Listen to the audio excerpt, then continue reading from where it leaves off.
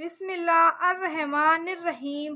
حضرت ربیہ بنت معوذ کی غیرت دین۔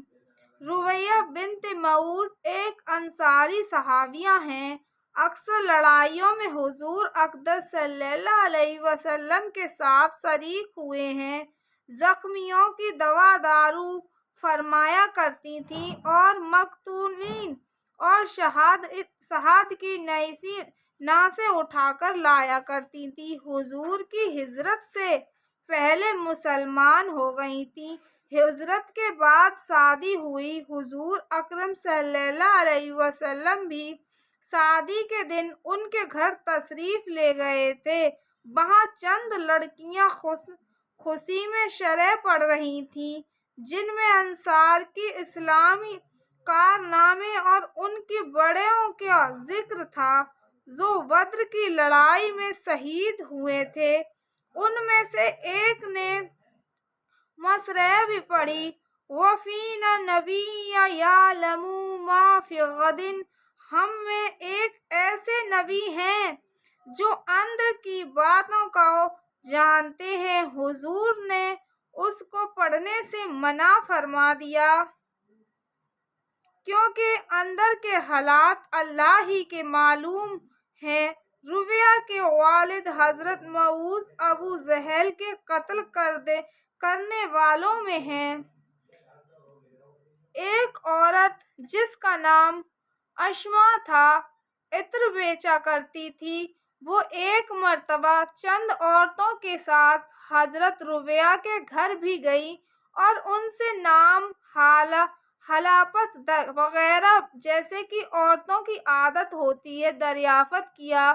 انہوں نے بتا دیا کہ ان کے والد کا نام سن کر وہ کہنے لگیں کہ تو اپنے سردار کے قاتل کی بیٹی ہے۔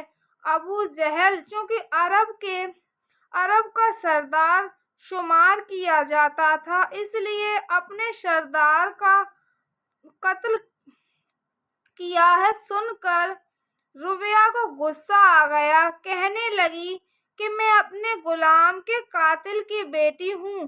ربیہ کو غیرت آئی کہ ابو جہل کو اپنے باپ کا سردار سنے، اس لیے انہوں نے اپنے غلام کے لفظ سے ذکر کیا۔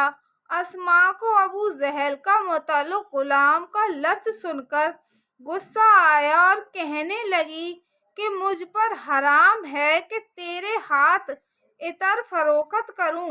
ربیہ نے کہا کہ مجھ پر بھی حرام ہے کہ تجھ سے عطر خریدوں۔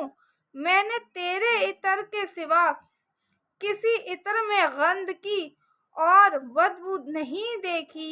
پھر ربیہ کہتی ہیں کہ میں نے بدبو کا لفظ اس کے جلانے کو کہا تھا۔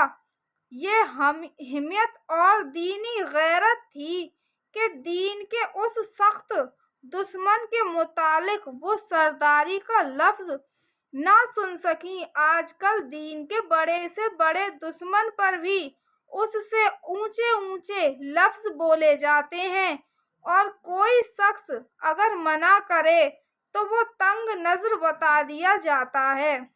حضور کا ارشاد ہے کہ منافق کو سردار مت کہو، اگر وہ تمہارا سردار ہو گیا تو تم نے اپنے رب کو ناراض کیا۔